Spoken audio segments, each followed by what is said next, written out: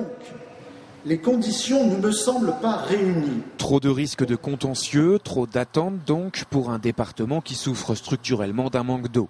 Après près de 20 ans de débats et d'études, le préfet Jean-Jacques Brault a donc porté un coup d'arrêt au projet de barrage, ouvrant de fait la voie à d'autres solutions.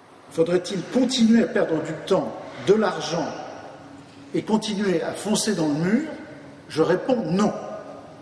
Il faut d'abord être pragmatique, c'est-à-dire que le barrage, on s'est beaucoup focalisé sur une solution. Je crois qu'il faut se focaliser sur un bouquet de solutions. Comme ça, quand il y a une solution qui tombe à l'eau, c'est le cas de le dire, on a d'autres solutions alternatives. Donc le pragmatisme, et non pas la religion, soit du raccordement, du barrage, du dessalement ou autre, c'est vraiment plusieurs solutions. Transfert entre les barrages pour alimenter ceux qui manquent d'eau, utilisation des carrières pour la stocker ou encore dessalement de l'eau de mer dont le niveau devrait augmenter avec le réchauffement climatique.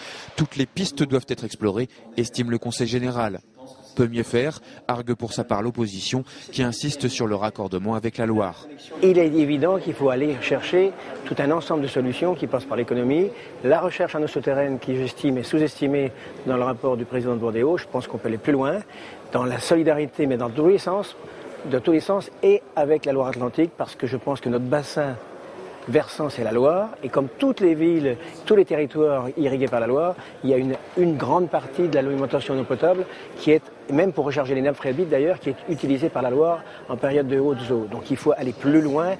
Avec ce bouquet de solutions, la Vendée entend donc miser sur le pragmatisme pour résoudre un problème désormais crucial. Et pourquoi pas, au passage, devenir un département pilote en matière de gestion de l'eau potable. La ministre de l'écologie considère qu'il faudrait faire une sorte de département, de site de démonstration. Je vais inciter le président de Vendéo à se rapprocher avec moi du cabinet de Mme Kosciusko-Morizet pour adhérer à cette idée de site expérimental et innovant qui constitue un bouquet avec de solutions, des courts, moyens et long terme. Un panel de solutions qui irait donc des économies du quotidien jusqu'au renforcement du maillage de l'alimentation en passant par l'innovation avec le dessalement.